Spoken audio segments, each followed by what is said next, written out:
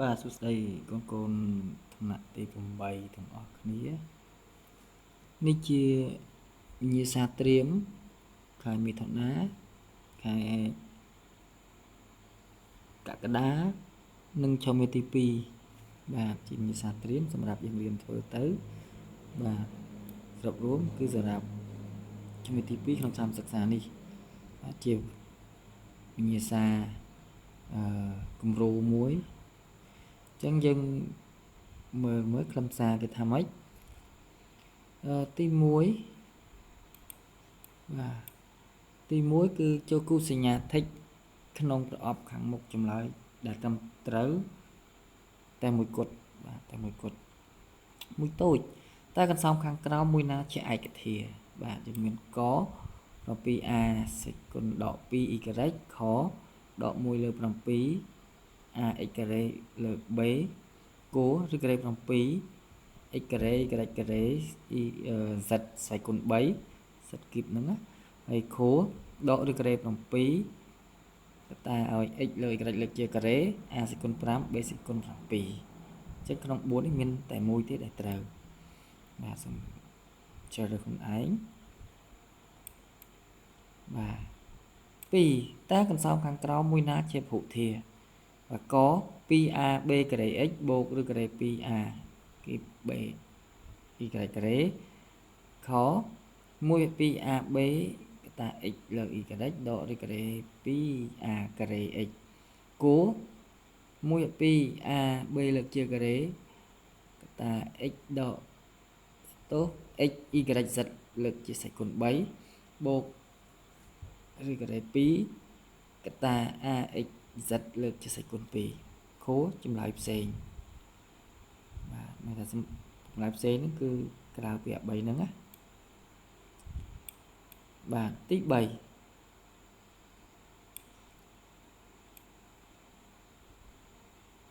សួនច្បារមួយរាងចតុកោណសំទោសរាងប៉ាឡេឡូក្រាមដែលមុំមួយមាននឹងវាស់ស្មើ 3x បូក10បាទ x បូក10ហើយមុំចប់បន្ថែមគ្នា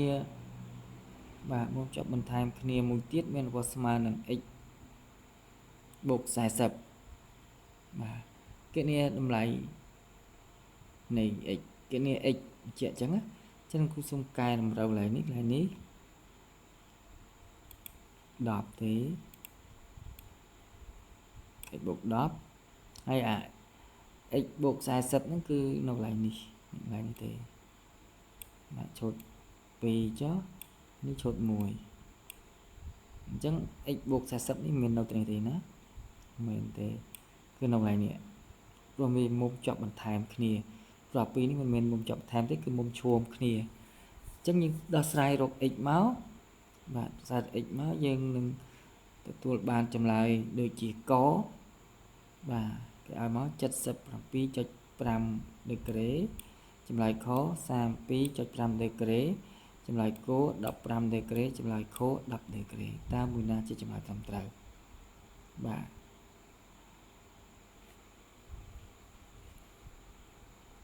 ចំណុចនេះយើងគ្រាន់តែយកមុំចប់បន្ថែមនេះមានថាមុំ2ហ្នឹងបូកចូលគ្នាស្មើនឹង180ដែលយើងបានប្រើទស្សនវិជ្ជាបទទី2ក្នុងគីឡូក្រាមណាយើង 3x បូក x ទៅ 4x 10បូក40វា50ហើយស្មើ180អញ្ចឹងយក180ដក50នៅសល់130អញ្ចឹង 4x ស្មើ130អញ្ចឹងយើងបានយើងយក130ចែកនឹង4ទៅយើងឃើញ x ហើយបាទអញ្ចឹងយើងសម្រួលនឹង2សិនមកបាទ130ចែក2 65ហ្នឹង65ចែកនឹង2ទៀតមកបាទ4ស្រួល2អាន2អញ្ចឹង32កន្លះហ៎បាទ32កន្លះ32គុណ2 64 32កន្លះនេះចម្លើយខអញ្ចឹងគាត់គឺពយល់របៀបធ្វើលើក្តារព្រាងអញ្ចឹងទៅចេញចម្លើយណាមួយថិចហ្នឹងទៅណាបាទបន្តមកទៀតបាទ ទី4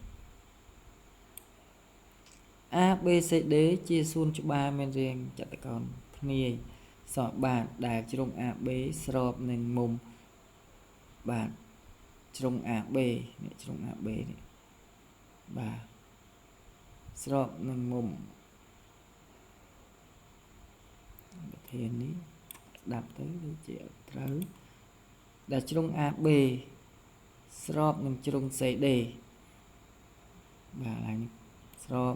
នឹងជ្រុង CD ថែមមកជ្រុងបាទ CD នឹងមានមុំ A ស្មើ125គេនេះមុំ C នេះគេនេះមុំនេះមុំ C នេះតែស្មើប៉ុន្មានអញ្ចឹងណាបាទមុំនេះ125ដោយសារវាជាចតុកោណភ្នែកសមបាត់យើងស្រួលគិតទេ125នេះក៏125ដែរនេះមុំបាទតែពីរប៉ុណ្នេះពីរនេះបូកចូលគ្នាស្មើ180ព្រោះវាជាមុំក្នុងរួមខាងបាទឬមុំជាប់បន្ថែមក៏បានដែរចឹងយើងគិតនេះឃើញបាត់ហើយអញ្ចឹងឯកសារនេះវាដោយលោកគ្រូជុំច័ន្ទរតនេះគឺបាទស្អាតឯកសារតែកន្លែងនេះគឺខ្វះពាក្យឬក៏ស្ទើអីទេយើងកែសម្រួលអញ្ចឹងចម្លើយ4របស់យើងរបស់គាត់គឺនៅខាងនេះនេះជាចម្លើយអញ្ចឹងមុំ C គឺមានកចម្លើយ235ខ125គោ55និងខ35តើបងប្អូនជ្រើសរើសមួយណាបាទសូមគិតទៅចូលដល់លំហាត់ទី2ហាត់ទី2របស់យើងគឺដីស្រែចម្ការមួយឬចតុកោណកែងដែលមានបរិមាត្រប៉ុណ្ណេះរកវិមាត្រពាក្យថាវិមាត្រគឺបដោយនឹងទទឹងណាចតុកោណកែងនោះបើបណ្ដោយវែងឬក៏ច្រើនជាងទទឹងណាអ្នកមានប្រវែងស្មើនឹង5ដងទទឹង25ម៉ែត្របាទអញ្ចឹងប្រយោគនេះបងប្អូនយកទៅពិចារណាមើលបាទបដោយវាដឹងវែងជាងទទឹងណាអញ្ចឹងវាស្មើនឹង5ដងទទឹងហើយ25ម៉ែត្រទៀតយើងគិតមើលវាជីពាក្យកន្លឹះហើយរូបមន្តបរិមាត្រស្មើអីបាទបរិមាត្រខំកាយមិនស្មើបណ្ដោយបូកទទឹងឲ្យគុណ2មែនទេអញ្ចឹងយើងតាំងអីធ្វើអីជាចំណោទសមីការហាត់ទី3ចូលដោះស្រាយសមីការខាងក្រោមបាទច្រើនការដោះស្រាយសមីការនេះគឺមានក x ការ៉េដក9ផ0ខ x ការ៉េបូក64ស្មើ 16x គោ m ការ៉េបូក1ស្មើ 2m ខ x ដក3 o ការ៉េដក4ស្មើ0ង 4a គីបដក 12a ការ៉េបូក 8a ស្មើ0ច 4x ការ៉េតា x បូក1ស្មើ9តា x បូក1ឆ 2x ដក3លើកជាការ៉េស្មើ 2x ដក3កតា x បូក1ចូល x ដក3កតា 5x បូក3ស្មើ7កតា 5x បូក3និងឈរ x ដក7លើកជាការ៉េស្មើនឹង 5x ដក6លើកជាការ៉េបាទសូមចូលបាទទៅធ្វើវាដោះស្រាយវាតាមករណីនីមួយៗទៅហើយយើងមិនបាច់ទៀងទាត់ទេបាទអាចទៀងទាត់លួចទៀងទាត់លើកដាស់ព្រៀងតិចឲ្យលឿនទៅក៏បានដែរ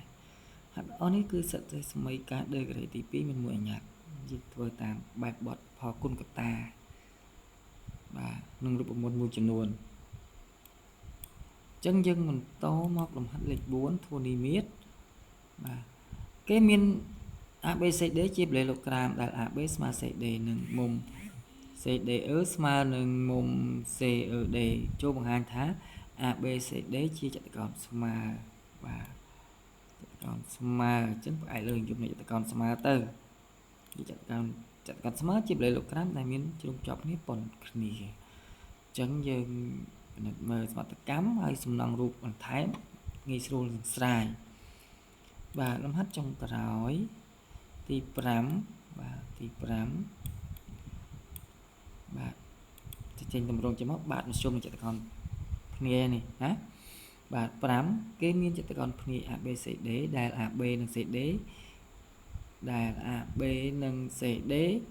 ជាបាតហើយនេះថែមពាក្យជាបាតផងស្ដាប់អត់បានទេ AB CD ជាបាទរូបយើង CD គឺបាតតូច AB ជាបាតធំបាទនឹង x y បាទនឹងឬហើយ x និង y x ជាចំណុចកណ្ដាលរបស់ AD បាទy ជាចំណុចកណ្ដាលរបស់ BC បាទអញ្ចឹងចំណុចកណ្ដាលនៃជ្រុងត្រេតទាំងពីរគេឲ្យមក AB យើងកន្លែង AB នេះកន្លែងហ្នឹង 3x បូក5វាយ CD នេះគឺស្មើនឹង 5x ដក 9 ហើយអា x y នេះបាទមធ្យមណានឹងជាបាទមធ្យមនៅពេលយើងស្រាយបាទមធ្យមទៅស្មើនឹង 3x បូក 17 បាទបើស្រាយបាទមធ្យមក៏ស្រាយថា x កណ្ដាល AD b កណ្ដាល CD អញ្ចឹង x y ជាអង្កត់ដែលភ្ជាប់ពីចំណុចកណ្ដាលនៃជ្រុងត្រេតទាំងពីរហ្នឹងបាទខ្លាចជាបាទមធ្យមនៃចតុកោណភ្នាយហើយមានថា x y មានលក្ខណៈពីរយ៉ាងទី1ស្របបាតតូចឬបាតធំទី2គឺស្មើនឹងពាក្យកណ្ដាលផលបូកបាតទាំងពីរបាទមានថា x y ស្មើនឹង AB បូក CD ចែកជា2ហើយយើងចងសមីការចឹងទៅទៅ x ឃើញហើយនេះជាការត្រៀមហើយពន្យល់ប៉ុណ្ណឹងហើយផ្ដល់ចម្លើយខ្លះបែបបងប្អូនគិតហើយសូមមើលទៅលំហាត់ប៉ុណ្ណេះបងប្អូនអាចធ្វើបានកម្រិតណាបាទនេះគឺជាវិញ្ញាសាត្រៀមហ្នឹងណាហើយសូមអរគុណសម្រាប់គ្រូដែលគាត់បានរៀបចំវិញ្ញាសានេះគាត់រៀបចំបានស្អាតបាទបានស្អាតបាទអញ្ចឹងសូមជូនពរសំណាងល្អហើយជាយាមរៀនធ្វើទៅអរគុណច្រើនសូមជម្រាបលា